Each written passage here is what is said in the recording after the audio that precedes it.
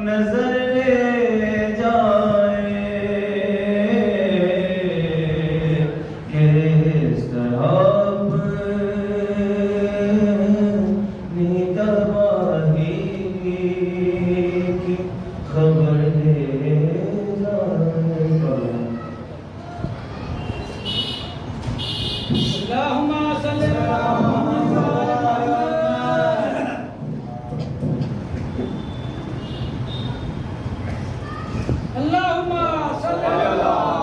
محمد وآل محمد. اللهم صل على محمد.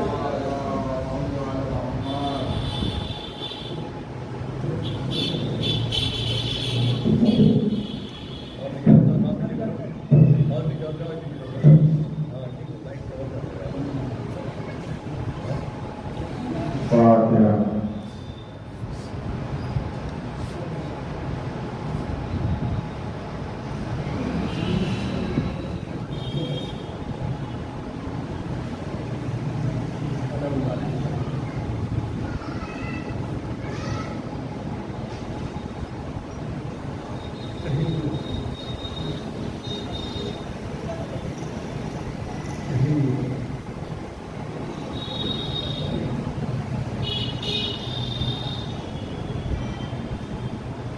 لا حول ولا قوة إلا بالله العلي العظيم. أعوذ بالله من الشيطان الرجيم. بسم الله الرحمن الرحيم. الحمد لله رب العالمين والعاقبة للمتقين. الصلاة والسلام على النبي الأمي المهدي الأمين ورسول الله الكرام صراط المهتدين فوق الجود صاحب الوقار والسكينة المرحوم وبيات المدينة على المعيد والرسول المقدس والمصطفى الأمجد سيدنا ومولانا بالقاسم محمد. ثم الصلاة والسلام على آل الطيبين الطاهرين المعصومين أجمعين ولعنة الله على أعدائهم أجمعين وقاصد حقوقهم ومنكر فضائلهم من الآن إلى قيام يوم الدين. أما بعد فقد قال حضرت إمامنا حسن العسکری علیہ الصلاۃ والسلام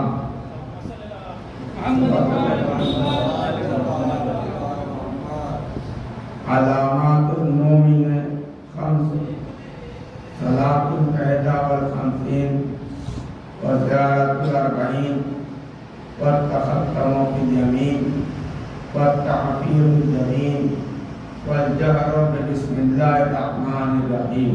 صدق محمد. دیکھیے سب جب مل جل کے تھوڑا سا آواز آگے آ جائیے اور مل جل کے بعد والا سلوات کریے.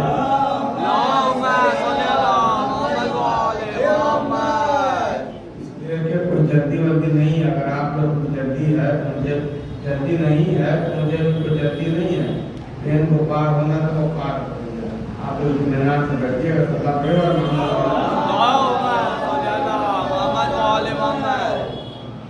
آج واقعہ نہایت ہی اہم مناسبت سے مجلس کا انعقاد کیا گیا. آج 11 امام حسن عسکری صاحب کو سلام شہادت کے حوالے سے حالانکہ صاحب شہادت نہیں ہے لیکن انہیں سے منسوخ کر کے آج نوجوانوں نے امام کے شبیہ تابوت کا اہتمام کیا. خداوند عالم ان کے توفیقات میں اضافہ فرمائے, ان کے حوصلوں کو بلند کرے, ایسے ہی اور بڑھ کر سارے خیر میں حصہ لیتے رہیں. اور مزید بزرگوں کے لیے دعا ہے کہ ان کو مزید خداوند عالم توفیق دے جو بچوں کی حوصلہ افزائی کرتے رہیں. ہر اعتبار سے دامے گرامے سوگنے ہر ایک اعتبار سے جائے حوصلہ افزائی کرنا بہت ضروری ہے. بغیر ہمت اور حوصلہ افزائی کیے ہوئے نوجوانوں کے جوش میں اضافہ نہیں ہوتا. نوجوانوں کا جوش ہوتا ہے اس پناہی بزرگوں کی ہوتی ہے. صلوات پڑھیں اللہم صلی علی محمد وآل محمد. میں آپ حضرات کے سامنے مختصر سے وقت میں امام کے حوالے سے 2-4 باتیں گزار کرانا چاہتا ہوں. بس گزارش اسی بات کی کہ آپ توجہ سے سماعت فرمائیے گا. یہ امام حسن عسکری صاحب ہمارے 11 امام بہت ہی پرآشوب دور اور کٹھن حالات سے گزرے. اتنا کٹھن حالات تھا کہ امام کا گھر ہی امام کا مرکز بن گیا، جس کو ہمارا اپنی آج کل کی زبان میں سامرہ کہتے ہیں۔ اصل میں یہ عربی کا لفظ اس کا نام ہے سر منرا، یعنی جس کو دیکھنے سے کہ انسان کو خوشی حاصل ہو۔ یہ اس دور کی چھاونی علاقہ تھا، فوجی علاقہ تھا، وہاں بہت ہریالی تھی، سبز و شادابی تھی، وہاں پر ملیٹری رہا کرتی تھی، تو ڈال دیا جائے، لیکن ایسے جب 24 گھنٹہ کا ملیٹری کا کیا فوجی کا نگہبانی ہو، دیکھ ریکھ ہو، ایسے حالات میں امام نے اپنے چاہنے والوں سے رابطہ کیسے برقرار، اپنے چاہنے والوں سے امام اب کبھی بھی بے خبر نہیں ہوئے، ہمیشہ باخبر رہے۔ سب پہلے کا انتہا یہ ہو گئی تھی کہ جب سلاطین بادشاہ کبھی بغداد جانا ہوتا تھا تو امام کو تنہا نہیں چھوڑ دیتے، امام کو اپنے ساتھ لے جاتے تھے۔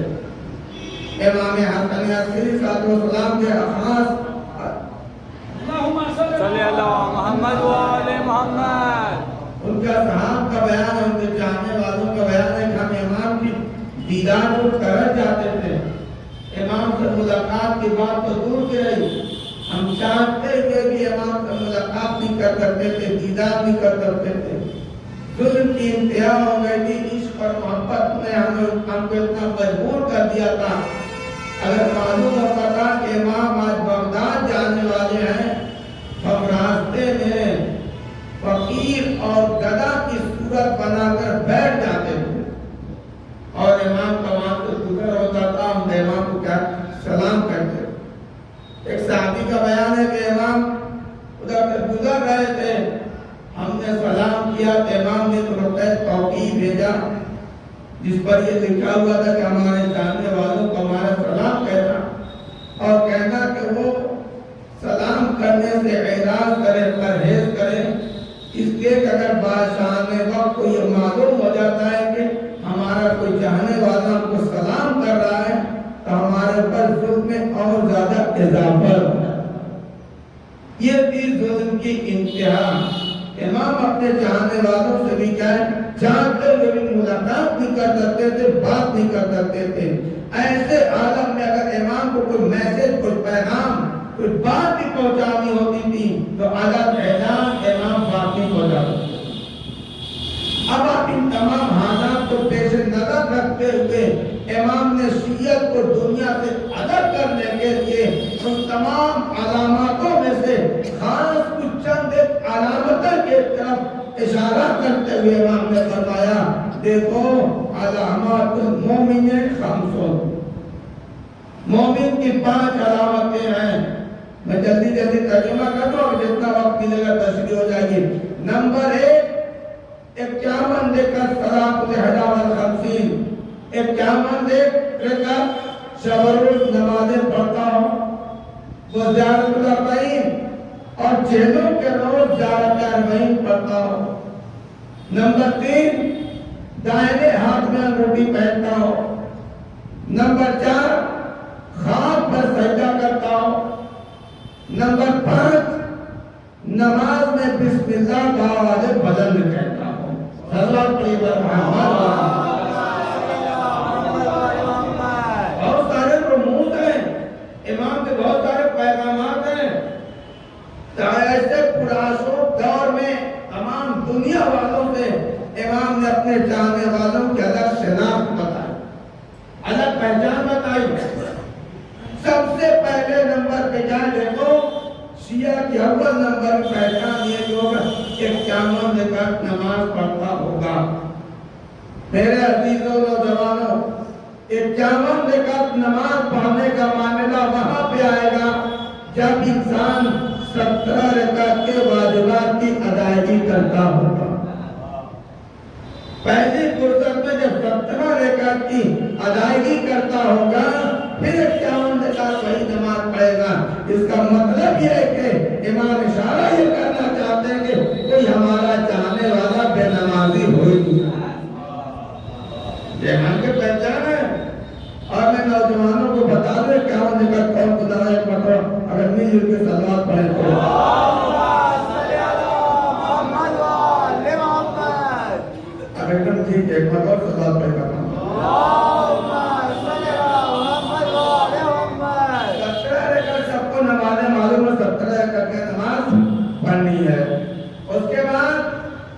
11 رکعت نماز شب کے نام سے ہم جانتے ہیں.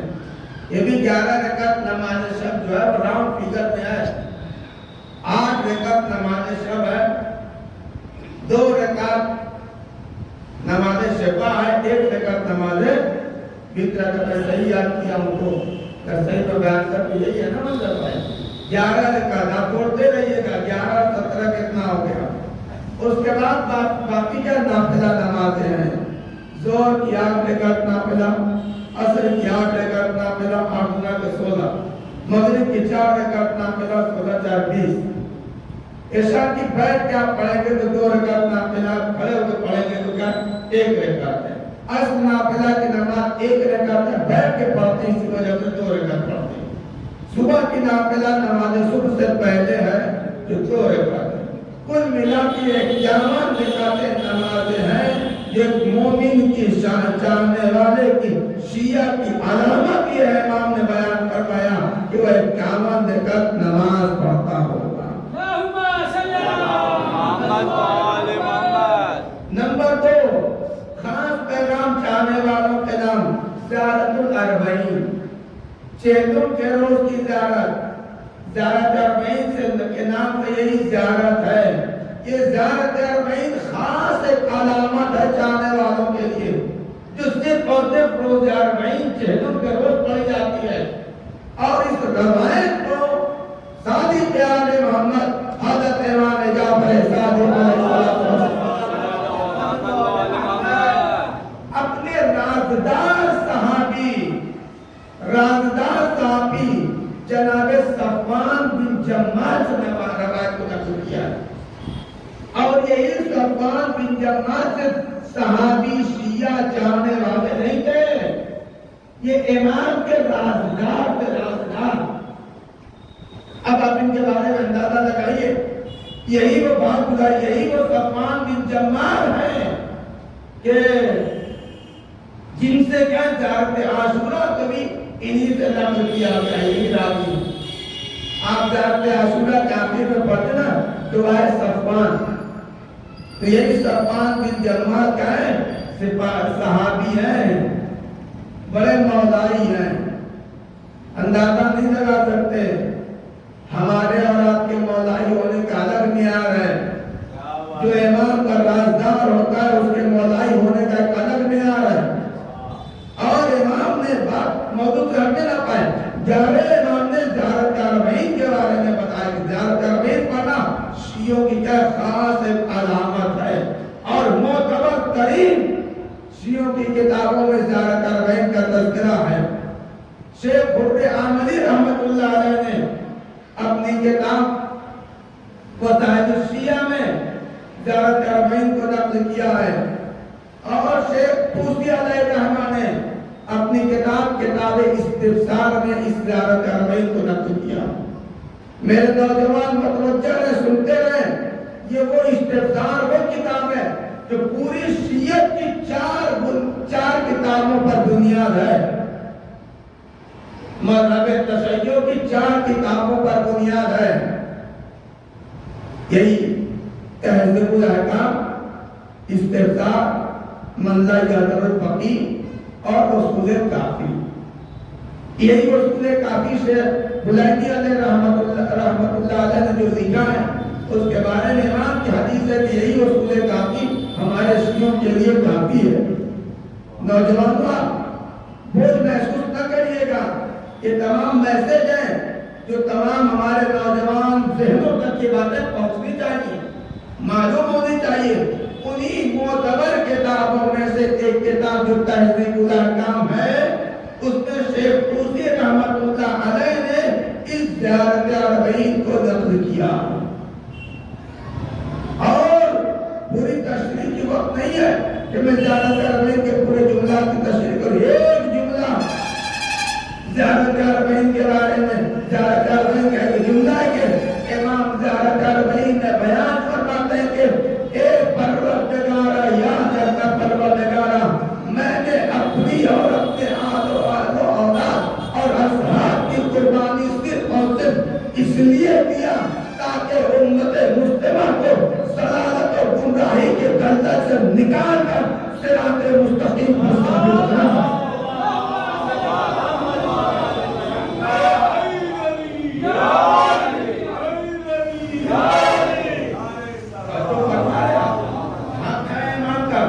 جس آپ امام کی تابوت اٹھا رہے ہیں، جس سے منصوب ہے، اس کے باتوں کو سنے، حالات کو دیکھے ہیں۔ یہ زیارت اربعین، یہ جو زیارت اربعین جو روایت نقل کیا صفوان بن جمال، دونوں کتنے بڑے مولائے تھے، امام کے رازدار تھے۔ اگر پورے شہر بدیہ میں اگر کسی کو اپنا رازدار بنانا تو آدمی کتنا آزمائش کرتا ہے، امتحان سے تھا، دن میں ٹھوک بجا لیتا پورے جب 100% انسان کنفرم ہو جاتا ہے، یقین ہے بڑا رازدار ہے، بڑی اس کے باتیں سینے میں اس کے باتیں دفن ہو سکتی ہیں کہ راز پاش نہیں ہوگا، تب جا کے آپ کو ایک چھوٹی سی بات بتا دیں۔ اگر امام معصوم کسی کو رازدار بنا کے اپنے چاہنے والوں کے نام کوئی پیغام ہوتا اور صرف اسی دور کے چاہنے والوں کے نہیں، قیامت تک کے آنے والوں شیعوں کے لیے اگر کوئی پیغام امام دینا چاہتے ہوں تو وہ سینہ کتنا رازدار ہے، وہ کتنا معتبر ہوگا، وہ کتنا معتبر ہوگا۔ معلوم ہے آپ کو صفوان بن جمال کہ رازداری اور مولائیت کا میں ایک واقعہ بتا دوں، بات آگے بڑھ جائے گی۔ جمال، صفوان بن جمال کہتے ہیں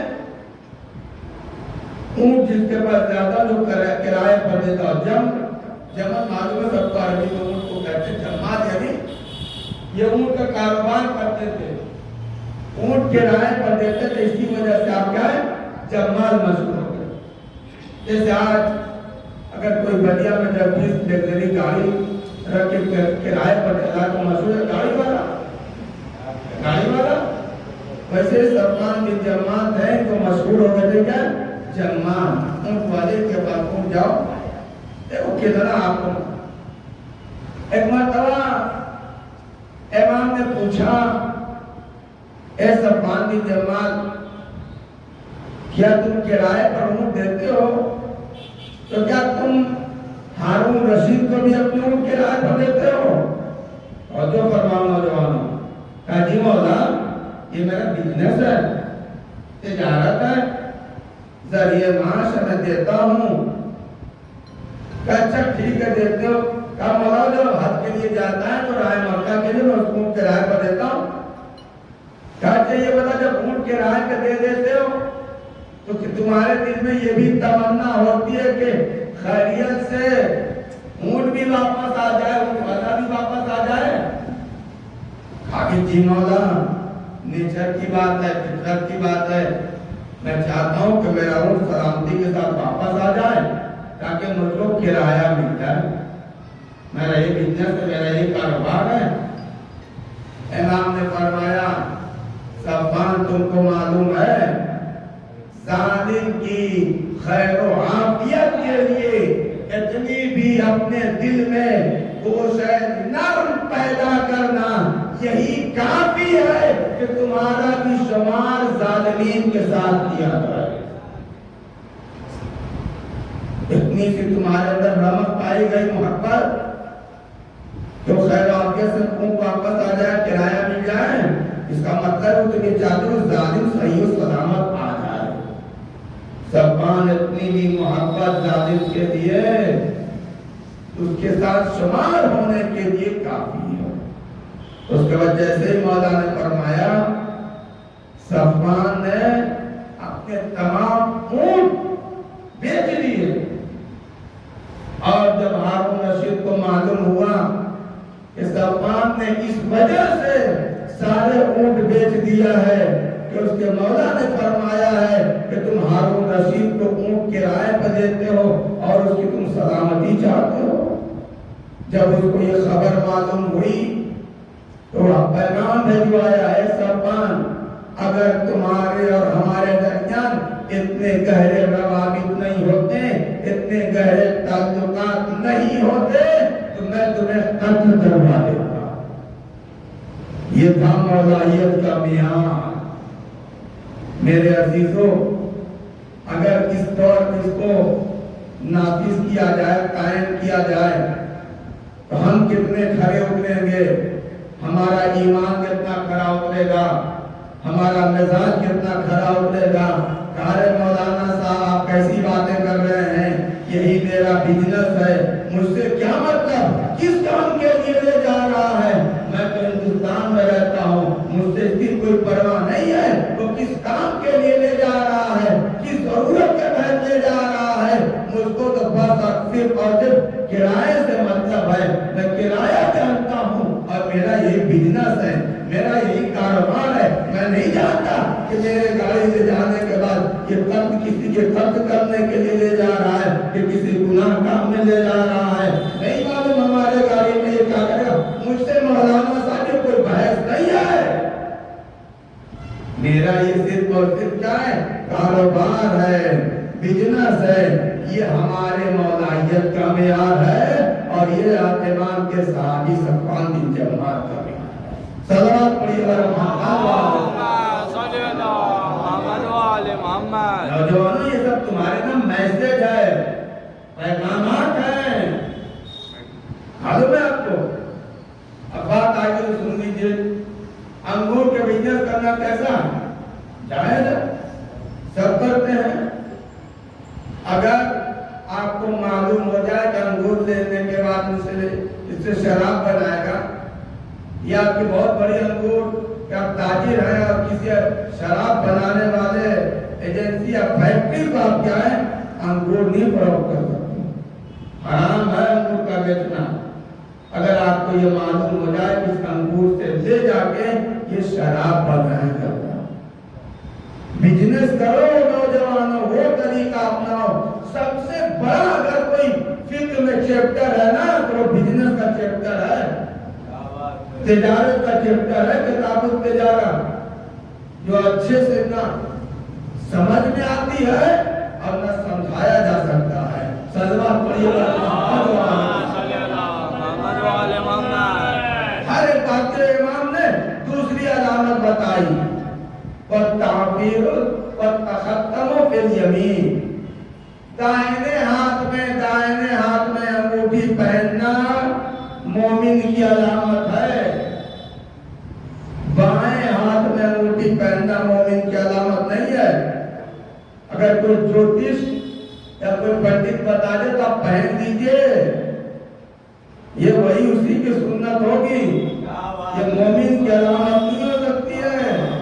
یہ آپ تو بالکل سو کے سنے تو اجال کے سنیے۔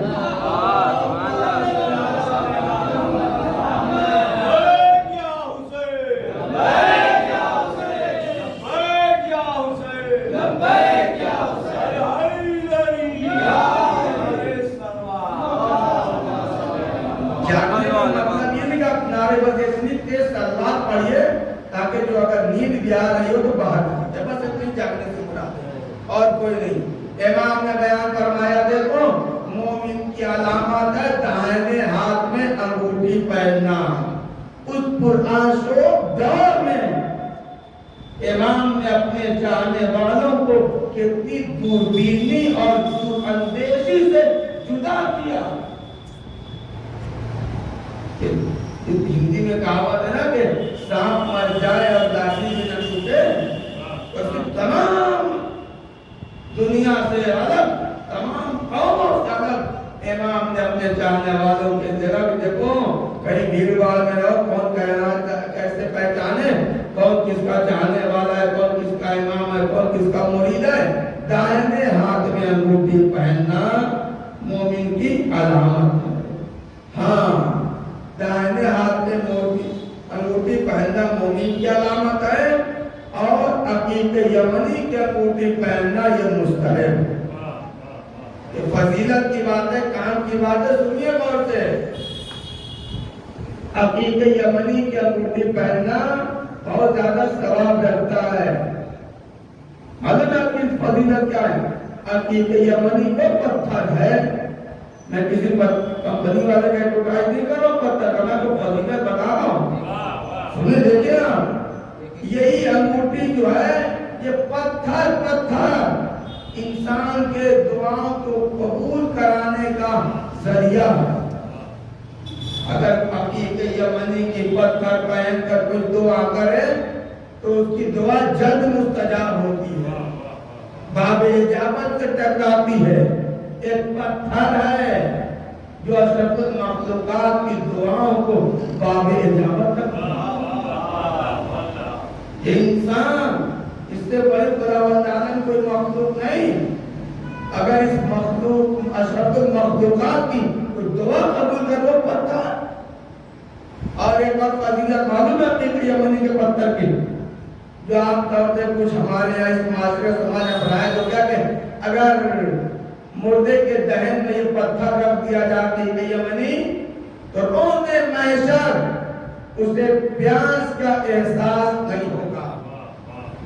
روز محشر شدت عطش سے جب لوگوں کی زبانیں باہر نکلی ہوئی ہوں گی تو جس کے منہ میں عقیق یمنی کا پتھر ہوگا اسے پیاس کا احساس نہیں ہوگا۔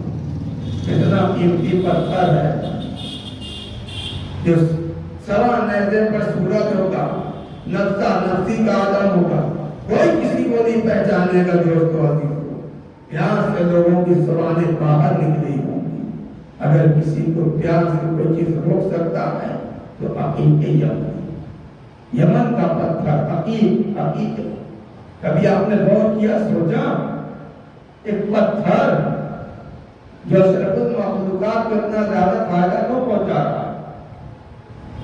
بھائی ایک نباتات ہے، اس کے بعد جمادات ہے، اس کے بعد جنات ہے، اس کے بعد انسانات۔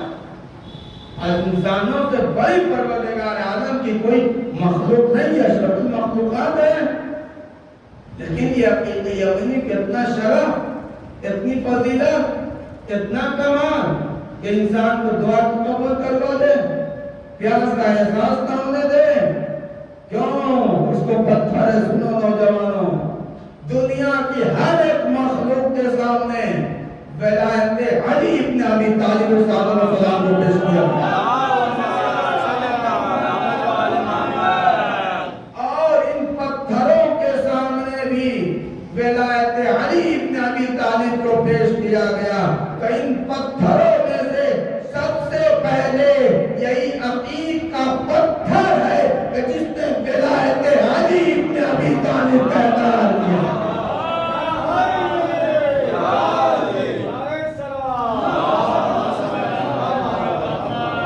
جو پتھر ولایت علی ابن ابی طالب کا اقرار کر لے تو اس کے اندر اتنی صلاحیت پیدا ہو جاتی ہے کہ وہ دعا قبول کروا لے تو جس دل میں ولایت علی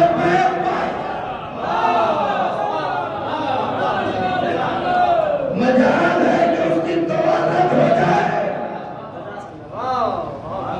دعا رد ہو جائے، دعا باب اجابت تک نہ ٹکرائے، دعا قبول نہ ہو، بس شرط یہ ہے کہ ولایت اہل بیت آ جانے چاہیے۔ اگر کچھ نہ صحیح تو کم از کم اتنی ولایت تو ضرور آ جانی چاہیے جتنی ہے عقیق کے پتھر کا۔ سلام پڑھیے گا۔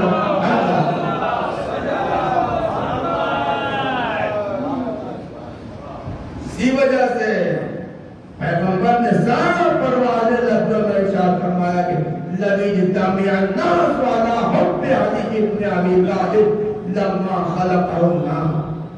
اگر پوری کائنات کے لوگ محبت اہل بیت پر جمع ہو جاتے تو پروردگار عالم جہنم کو پیدا ہی نہیں کرتا۔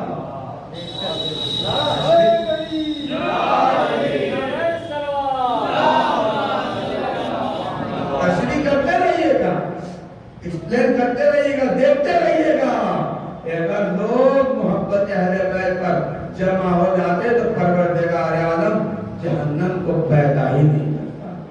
یہیں پر ایک بات اور یاد آ گئی، حدیث ایمانیہ کے ہمارے پرنسپل صاحب مولانا امام جمعہ جو تھے مولانا احمد حسن صاحب، ان کے زبانی میں نے سنا ہے یہ حدیث، انہوں نے اپنی مجلس میں بیان فرمایا کہ اگر پتھروں کے سامنے اگر ولایت علی کو پیش کیا گیا تو سب سے پہلے عقیق کے پتھر نے ولایت کو قبول کیا، اور سبزیوں میں جو سب سے ولایت کو پیش کیا گیا تو سبزیوں میں سب سے پہلے بیگن وہ سبزی ہے کہ جس نے ولایت اہل بیت کے اعلان کیا، اور انہوں نے بیان فرمایا کہ بی بی فاطمہ کو یہ بیگن بہت زیادہ عزیز تھا۔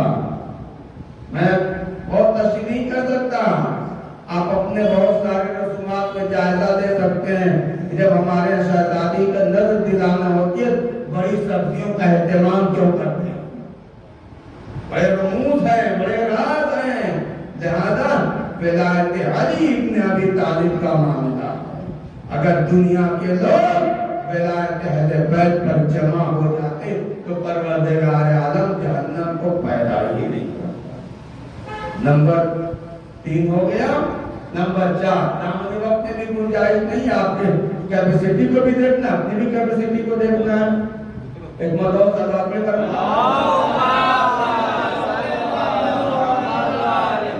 چوتھی علامت، چوتھی نشانی کہ خاک پر سجدہ کرتا ہو، خاک پر سجدہ کرتا ہو، یہ خاص مومن کی علامت ہے۔ اس لیے کہ خاک پر سجدہ کرنے سے انسان کے اندر تواضع پیدا ہوتا ہے، انکساری پیدا ہوتی ہے، جھکاؤ پیدا ہوتا ہے، مزاج میں نرمی پیدا ہوتی ہے۔ اب سمجھ میں آیا ہم سجدہ کرنے کے لیے خاک کا اہتمام کیوں کرتے ہیں؟ اس لیے خاک کا اہتمام کرتے ہیں کہ اس خاک پر سجدہ کرنے سے انسان کی کنہ حقیقت کا احساس ہوتا ہے۔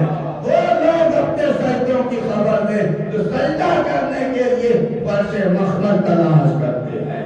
صلوات پڑھیے فرمان صلی اللہ محمد وعلی محمد۔ اور جو فرمائیے سجدہ مسئلہ شرعی ہے، سجدہ ہر اس چیز پر جائز ہے جو زمین سے اٹھتی ہو، نہ کھائی جاتی ہو اور نہ پہنی جاتی ہو۔ سب کو مسئلہ معلوم ہے، معلوم بھی ہو جانا چاہیے۔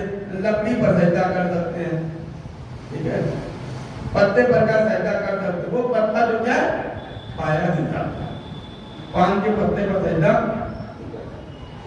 ایسے تو ہمارے کلچر میں جو روزی اور پنڈے کا بات ہے اس میں سجدہ کرنا جائز نہیں ہے، اس لیے زمین سے اٹھتی تو ضرور، لیکن کیا ہے کھانے میں استعمال۔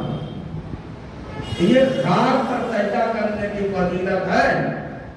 خاک پر سجدہ کرنے سے انسان کے اندر تواضع، انکساری، مزاج میں نرمی، جھکاؤ، انسان کی کنہ حقیقت سب معلوم ہوتا ہے۔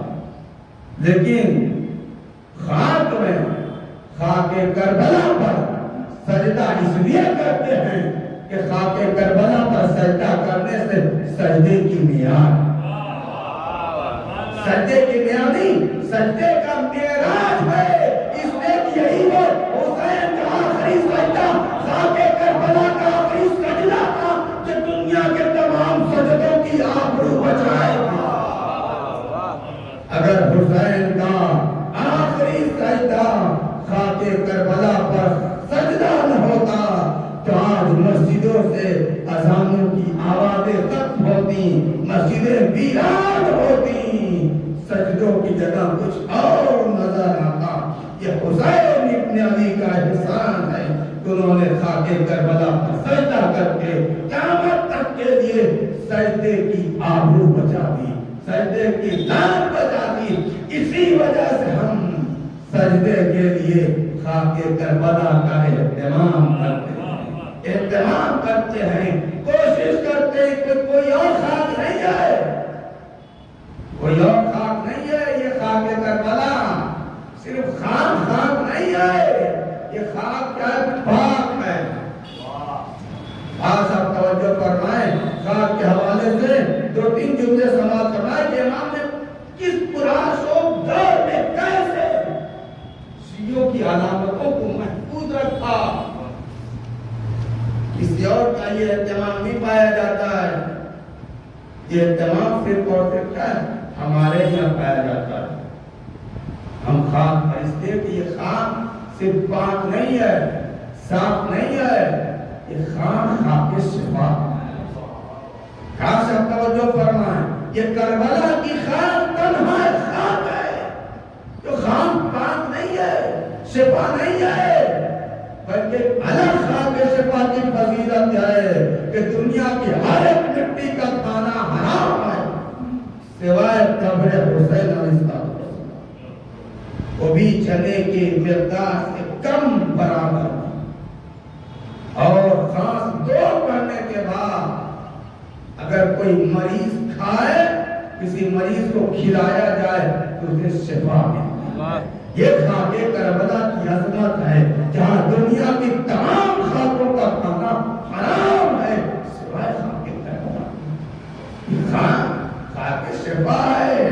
کہاں کی خاک؟ کربلا کی خاک بڑی اہمیت ہے۔ رسول اللہ کے حرم کی خاک خاک ہے، پاک ہے، صاف ہے۔ حرم علی مرتضیٰ کی خاک خاک ہے، پاک ہے، صاف ہے۔ جنت البقیع کی خاک خاک ہے، پاک ہے، صاف ہے۔ حرم خدا خانہ کعبہ کی خاک خاک ہے، پاک ہے، صاف ہے۔ خاک شفا نہیں، نہ حرم رسول خدا کی خاک خاک شفا ہے، نہ خانہ خدا کی خاک خاک شفا ہے۔ صرف اور صرف یہ خاک کربلا خاک شفا ہے۔ صلوات پڑھیے اللهم صل على محمد وعلى محمد۔ ہاں، اسی وجہ سے امام نے بیان فرمایا، دیکھو مومن کی ایک چوتھی علامت یہ ہے کہ وہ خاک پہ سجدہ کرتا ہوگا۔ پانچویں علامت جلدی جلدی سنیں، اپنا صدا پڑھے دن کی بات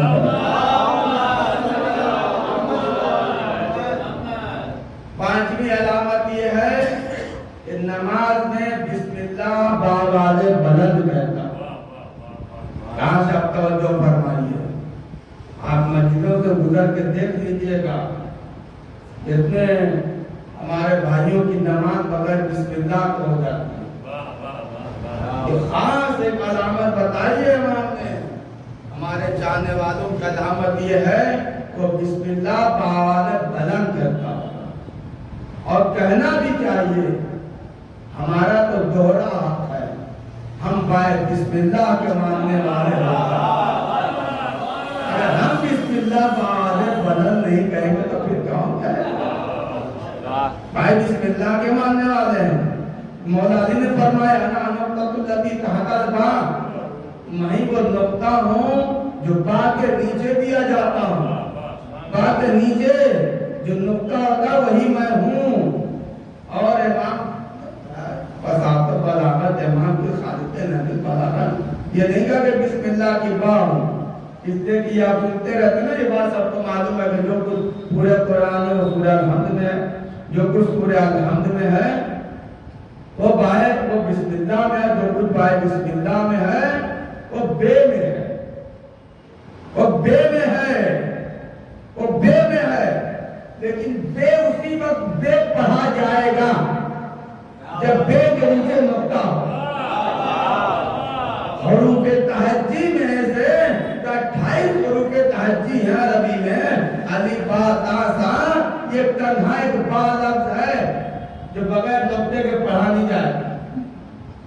کامیاب اگر جیم پہ نقطہ ہو تو آپ یہ پڑھ لیجیے گا، زال پہ نقطہ ہو تو آپ دال پڑھ لیجیے گا، اگر زے پہ نقطہ نہ ہو تو آپ رے پڑھ لیجیے گا، اگر بڑی شین تین پر سین پر 3 نقطہ نہ ہو تو آپ تو چھوٹی سی پڑھ لیجیے گا، زال پر نقطہ نہ ہو تو آپ زال پڑھ لیجیے گا، لیکن پڑھ لیجیے گا کچھ ضرور۔ وہ حرف بے معنی نہیں رہے گا، لیکن باپ حروف تہجی کا ایک ایسا حرف ہے جو بغیر نقطے کے پڑھا نہیں جا سکتا۔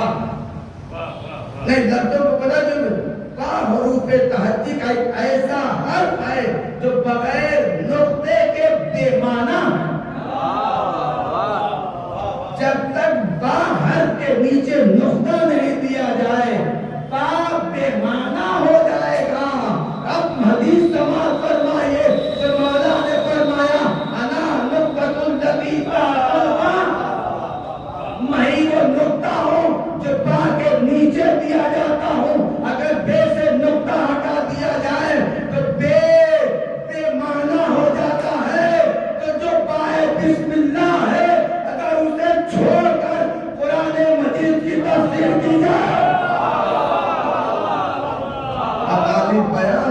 सकते सल्लल्लाहु अलैहि वसल्लम।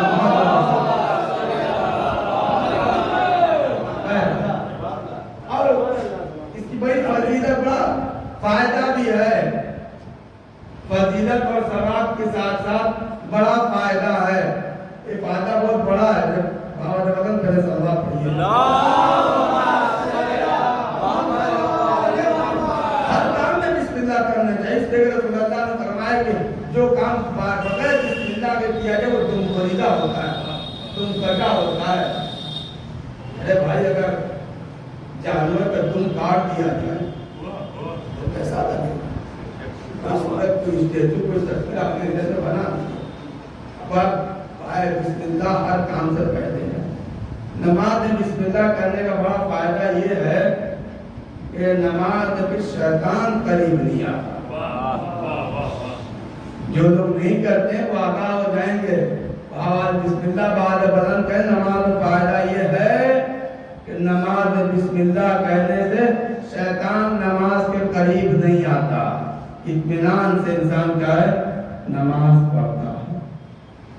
एक शख्स, एक साहबी आया इमाम की खिदमत में, कहने लगा मौला तमाम बातों पर अमल करता हूँ, मानता हूँ, बिस्मिल्लाह वाले बदन करता हूँ, बड़े खुशू के साथ पढ़ता हूँ, नमाज एहतमाम करता हूँ, अच्छा पाकीज़ा लिबास पहनता हूँ, खुशबू लगाता हूँ, कंघा करता हूँ।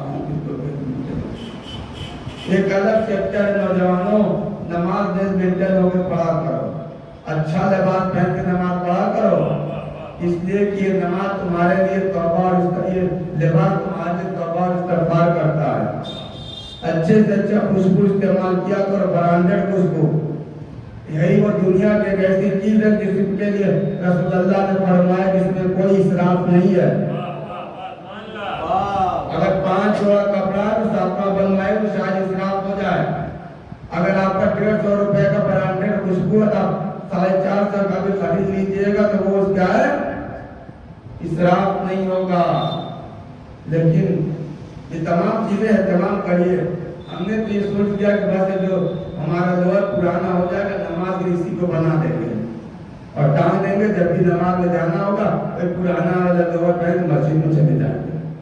ऐसा लगता है कि जब नमाज वाले मस्जिद में लोग देखेंगे कि बस लिबास ही नहीं रहेगा, पंखा वंखा करके बिल्कुल सेट करके आप नमाज में आए, लगे कि आप किसी बहुत बुजुर्ग हस्ती के सामने अप टू डेट होके जा रहे हैं। मामूली बात नहीं, ऐसे वैसे नमाज के लिए आया था। तो साहबी कहते हैं मौला मैं जिसे में नमाज के लिए खड़ा होता हूँ, नमाज में शैतान आ जाता है, तरह तरह के ख्यालात पैदा करता है, वहम पैदा करता है। मौला मेरी नमाज का क्या होगा? मौला ने फरमाया तुम्हारी नमाज सही है, नमाज सही है। भाई नेचर की बात है, हम आप नमाज पढ़ते हैं तो जो कुछ दिन भर नहीं याद आता हो, जैसे ही आप मुसल्ले इबादत का ये भूली हुई चीजें याद आने लगती। क्या 3 दिन गुजर गया, जैसे ही आप नमाज सुबह के लिए खड़े होइए ध्यान आने लगता है वो फला कबार में क्यों। वैसे वो सहाबी का रखा ऐसे लग रहा है कि जैसे सन 2024 में इमाम से पूछ रहा हो। बिल्कुल यही निजाम। इमाम ने फरमाया नमाज सही है, इत्मीनान नहीं हो रहा है। मुझे गुनहगार था ना, इमाम ने कह दिया तो मान लेना चाहिए। वाह वाह वाह वाह। नहीं मौला बड़ा एहतमाम करता हूँ भाई, वो खुशबू के साथ पढ़ता हूँ लेकिन दिल नहीं भरता है। हाँ, हम शरीयत के आगे अपने दिल और अपने नफ्स को मनवाना चाहते हैं, शरीयत को पीछे रख देते हैं, दिल को मुतमईन पहले करते हैं। भाई अब हमने फरमा दिया तो खामोश हो जाओ, चले जाओ ना, कहते तुम्हारी नमाज सही है। अल्लाह ज़ाहिरी अमल को देखता, तुम नमाज पढ़ो, नमाज तुम्हारी सही है। जब उसकी बढ़ती परेशानियों के इमाम ने देखा तो हमारे मिजाज के दबाव उसको समझाया, कहा भाई कोई बात नहीं, शैतान तुम्हारे करीब आता है, कोई बात नहीं, जाने दो आने दो, लेकिन तुम एहतमाम करके नमाज पढ़ा करो, तुम्हारी नमाज सही है। ठीक है मौला, आप कह रहे हैं तो मान लूंगा, कह रहे हैं तस्लीम कर लूंगा। जरा करीब आओ ना, ये बताओ बिल्कुल मुतमईन भी करना चाह रहे थे इमाम ताकि ईमान में कोई फर्क ना आए। इमाम ने बताया अगर तुम्हारे मोहल्ले में कोई चोर चोरी करने आए तो किसके घर चोरी करेगा? अमीर के घर के गरीब के घर? कहा मौला ने कहा, उसने कहा कि मौला अमीर के घर चोरी करने जाएगा, कहा गरीब के घर, फकीर के घर क्यों जाएगा, नादार के घर क्यों नहीं जाएगा? कहा मौला क्या फायदा उसके पास जाने से, वो खुद ही पहले से फकीर है, नादार है, मोहताज है, उसके घर तो कुछ मिलेगा ही नहीं। वो तो मालदार के घर जाएगा, दौलतमंद के घर जाएगा ताकि कुछ उसे माल मिले। मुतमईन हो कहा हाँ मौला 100% के परफेक्ट बात है ना कि चोर किसी अमीरी के घर चोरी डाका डालता है, गरीब के घर तो खुदा मेरे तो भी नहीं जाता। काश आप तो जो फरमा जो मैं बात आपके ध्यान आगे तक पहुंचाना चाह रहा हूँ। मौला ने फरमाया बात तो फैसला तो हो गया ना, नमाज में शैतान उन्हीं के करीब जाता है जिनकी नमाज शरफ़े कबूलियत तक पहुंचती है। उनके नमाजों के शैतान करीब भी नहीं जाता जिनकी नमाजें उनके मुंह पर फेंक दी जाती हैं। अब भी तशरीह करने की जरूरत है। जब इंसान के मुंह पर कोई चीज फेंकी जाती है इंसान क्या करता है? मुंह को बचाता है, कभी दाएं घुमा देता है, कभी बाएं घुमा देता है।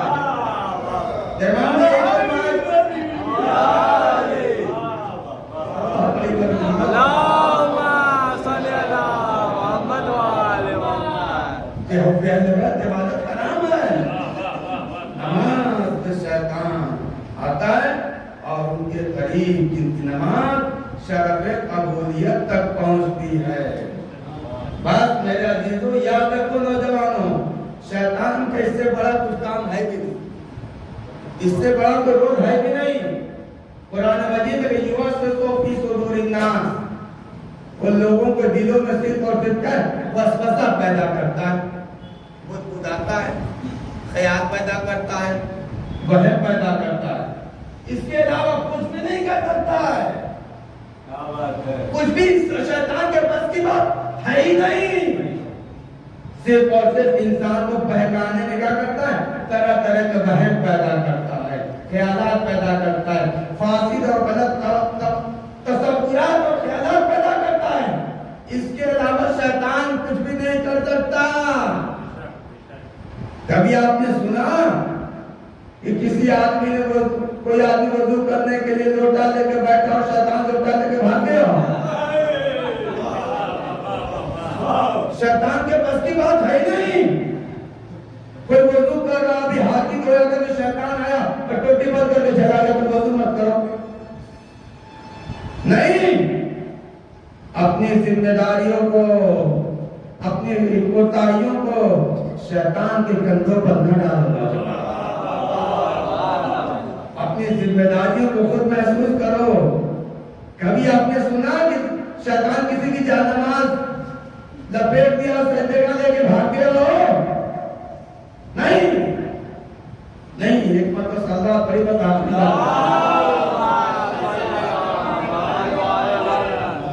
जानमाज की तो बहुत दूर की बात है।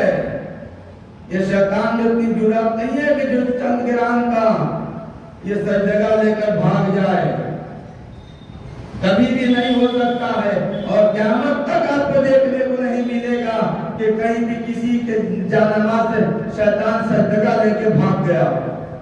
तो फरमा रहे आप, लेकिन पूरी कायनात में, पूरी दुनिया में एक ऐसी जगह है जहां से मुसल्ले से सजदगा गायब हो जाता है। वो भी कहीं और नहीं, आप हरम खुदा खाने काबा के करीब हम मुसल्ला बिछाकर जैसे ही सजदगा रखकर नमाज पढ़िए, ये शैतान नहीं जो पहले वाला इंसान लेकर गायब हो जाता है। सलावत पढ़िए,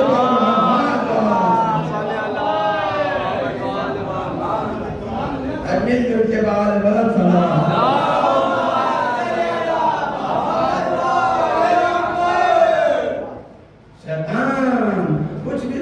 میرے عزیزوں نوجوان یوسوسو فی صدور الناس تمہارے دلوں میں صرف اور صرف وسوسہ پیدا کر خیالات کو پیدا کر سکتا ہے نماز سے تم کو نہیں جدا کر سکتا روزہ رکھنے سے منع نہیں کر سکتا ہے تم حسینی ہو تم مولائی ہو تم اہل بیت کے چاہنے والے ہو تمہاری علامت ہی یہ ہے کہ تم نماز میں صف اول میں نظر آئے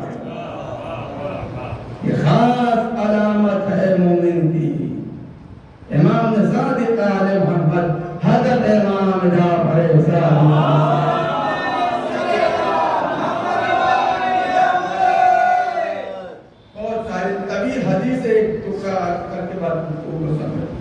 اگر تم اپنے کسی بستی میں اجنبی بستی میں جاؤ اور جانے کے بعد اگر تمہیں کوئی اپنا نہ ملے صرف تم اتنا پوچھ لینا کہ اس بستی میں اول وقت نماز پڑھنے کا کون عادی ہے جو اول وقت نماز پڑھتا ہوگا وہی میرا محب اور شیعہ اور چاہنے والا سلام پڑھیے گا کو ہمیں حق ادا کرنا ہے فضائل بھی سن کے حق ادا کرنا ہے مسائل بھی سن کے ہمیں کیا ہے حق ادا کرنا ہے اس لیے کہ ہم جس امام کا شبیہ تابوت برآمد کرنے والے ہیں یہ اس امام کا تابوت ہے امام زمانہ خود ہی اس تابوت میں آگے آگے ماتم کرتے ہیں امام زمانہ گریہ کرتے ہیں یہی وہ تاریخیں ہیں جس میں ہمارے اور آپ کے زمانے کا امام یتیم ہو گیا ہے امام کا سایہ ان کے سر سے اڑ گیا ہے یقیناً امام کو عالم غربت میں موت آئی غربت کی انتہا تھی ظلم کی انتہا تھی کہ امام کا گھر ہی امام کا مرکز بن گیا امام کی قبرگاہ بن گئی امام کا عالم مسافرت میں موت آئی امام کو زہر حلال دیا گیا تمام صحبتیں مصیبتیں یقیناً غربت میں وقت عالم مسافرت میں وقت موت آئی بڑی غربت کی موت آئی بڑی تنہائی کی موت آئی بڑی بے کسی کی موت آئی لیکن ان تمام بے بسی کے باوجود آپ کو وقت کے امام نے اپنے ہاتھوں سے غسل دیا کفن پہنایا اور شان و شوکت کے ساتھ نماز جنازہ ادا کرنے کے بعد شان و شوکت سے جنازے کو اٹھایا اے مولا وقت کے امام ہم آپ کی بارگاہ میں آپ کے جد امجد کا پرسہ پیش کرتے ہیں مولا یقیناً آپ کے باپ کا بڑا غم تھا مولا لیکن آپ کو خود ہی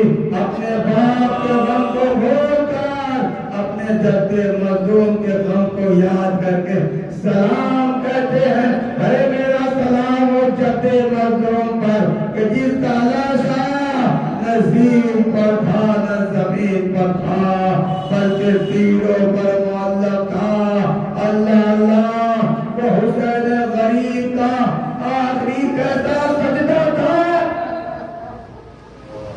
جزاکم ربکم مزادارو خدا آپ کی اس پرسے کو قبول فرمائے ذرا تصور کرو حسین ابن علی کا لاشا نہ زمین پر تھا نہ زمین پر تھا تیروں پر معلق تھا ایک مرتبہ حسین نے پورے بدن کی توانائی کو سمیٹا سرزمین کربلا کی خاک کو اکٹھا کیا اپنی پیشانی کو سجدے سجدہ معبود میں خم کر دیا اے پروردگارا میں نے اپنے وعدے کو پورا کر دیا تو اپنے وعدے کو وفا کر دے اور بس ہم نے سن لیا چند فکرے سنو تب جاؤ گے مولا کو الوداع بھی کہنا ہے مولا کو رخصت بھی کرنا ہے بھرسا بھی دینا ہے ماتم بھی کرنا ہے معلوم ہے سوگوارو شبر मलून शिब्र मलून हुसैन का सर पेशानी पे था। हुसैन शिब्र मलून कुल खंजर लेकर आगे बढ़ा और वो सगाए रसूल से मिलाकर फेरना शुरू किया, लेकिन खंजर इतना कुंद था, हुसैन का सूखा गला था, हुसैन का गला न कटा। सुनोगे सोचोगे जुमला सुनोगे, इमाम ने फरमाया ए शिब्र तुझे मालूम नहीं है ये वो सगाए रसूल है, इसे रसूल अल्लाह फंसा देते थे, कभी तेरा खंजर ना चलेगा।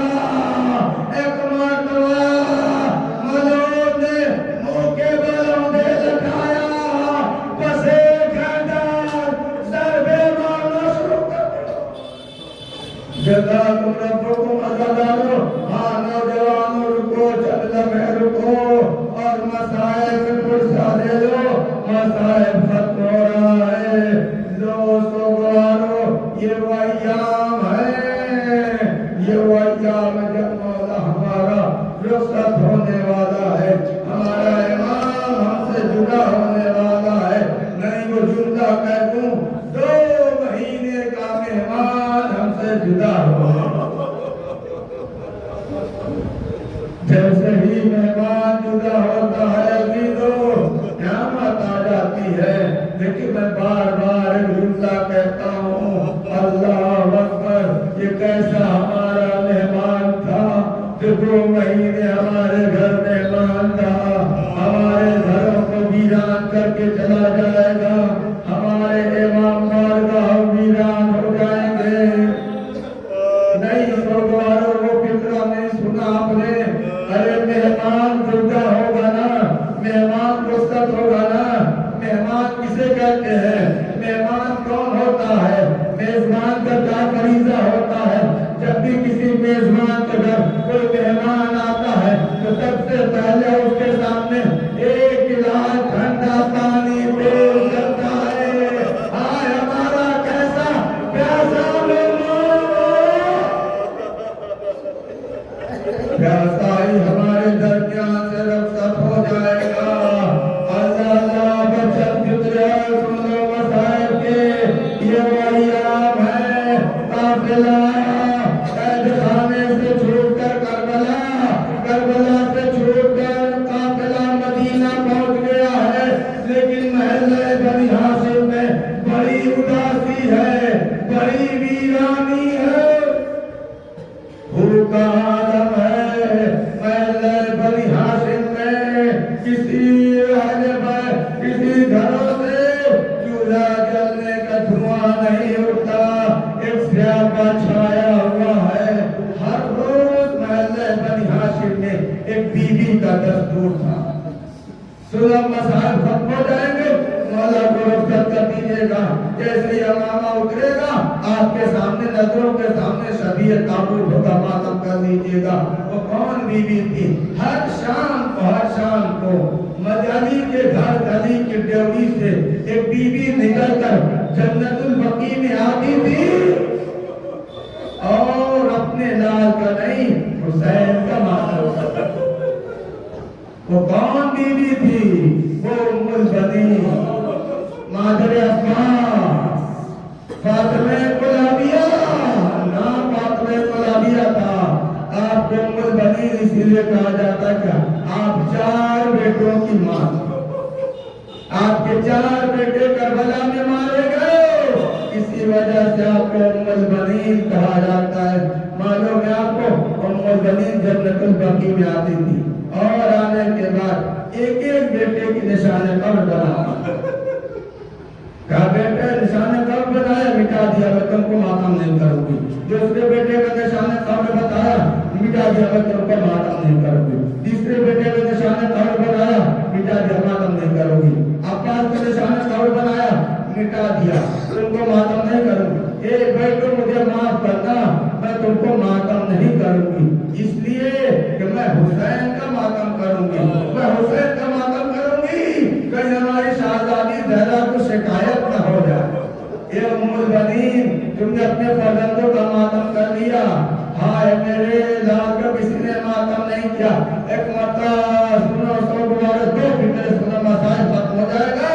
एक मरतबा हुसैन का निशान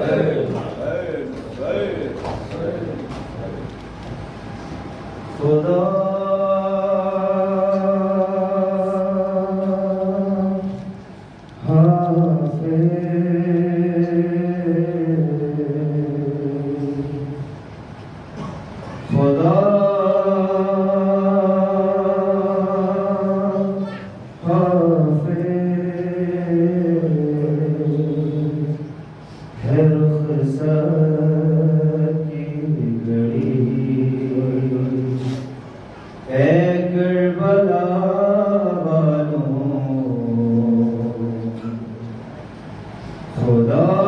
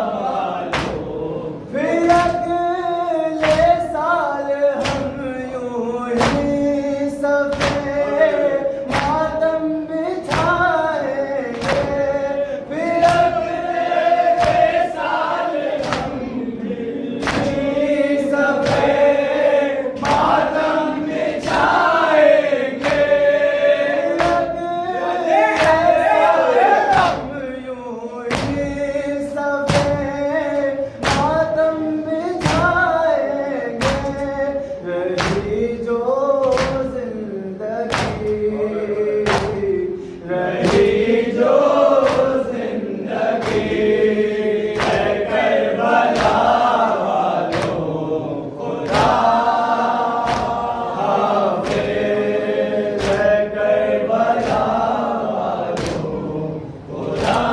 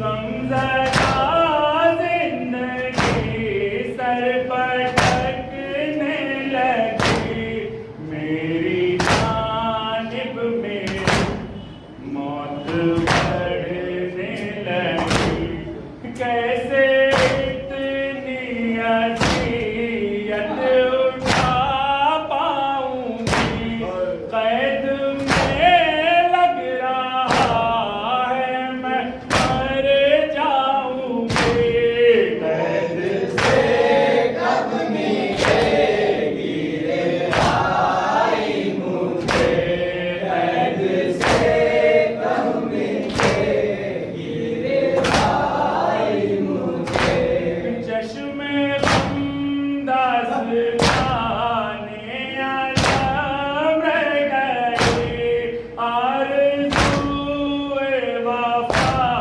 مشک سے بہ گئی قلب پر داغ فرقت تو میں سہ گئی مجھ کو پانی کی امید بھی رہ گئی کیا خبر تھی کہ میں میرا مائے گا خون میں ڈوبا چشمہ قدم آئے گا قید سے کب ملے گی رہائی مجھے قید سے کب ملے گی رہائی مجھے میری تقدیر میں لکھ گیا ہے ستم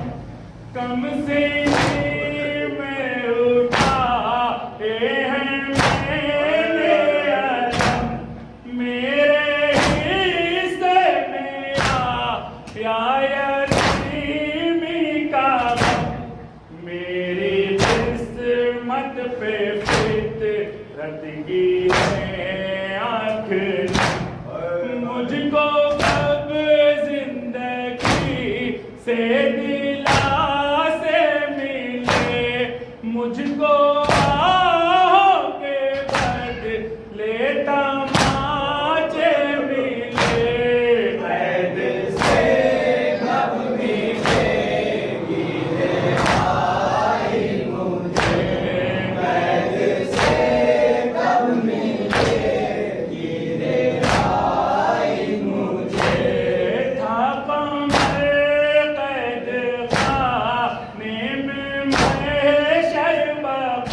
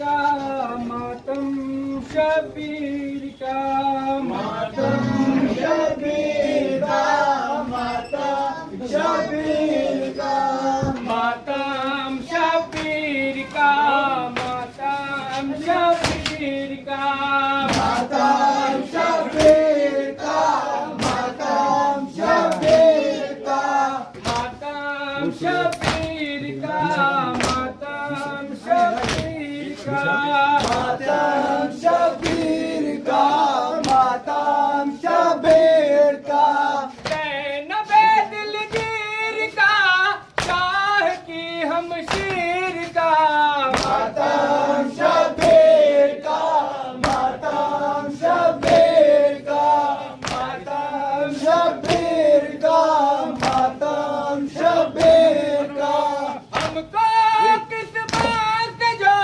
عرش اعظم ملا اس سے نبی ملے اس سے خدا ملا ہم کو قسمت سے جو فرش اعظم ملا اس سے نبی ملے اس سے خدا ملا ہم پر احسان ہے شاہ کی ہم شیر کا ماتم شبیر کا ماتم شبیر کا ماتم شبیر کا ماتم شبیر کا باندھے ہوئے کمر میدان میں آ گیا تنہا علی کا لال لاکھوں پہ چھا گیا باندھے ہوئے کمر میدان میں آ گیا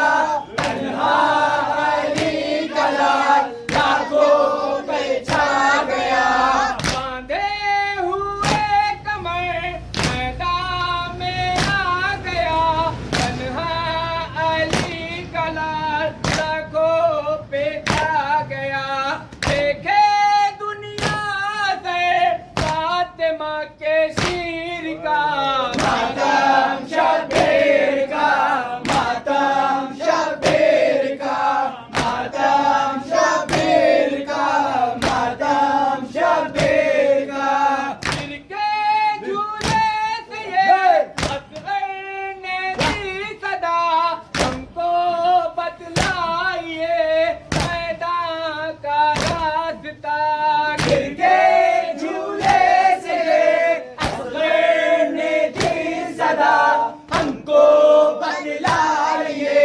میدان کا راستہ پھر کے جھولے سے یہ اصغر نے دی صدا ہم کو بتلائیے میدان کا راستہ ہوگا جواب میں پھر ملا کے تیر کا ماتم شبیر کا ماتم شبیر کا ماتم شبیر کا ماتم شبیر کا جب تک یہ جان ہے ماتم رکے نہیں ماتم سے ہاتھ یہ اپنا تھکے نہیں جب تک یہ جان ہے ماتم رکے نہیں ماتم سے ہاتھ یہ اپنا رکے نہیں جب تک یہ جان ہے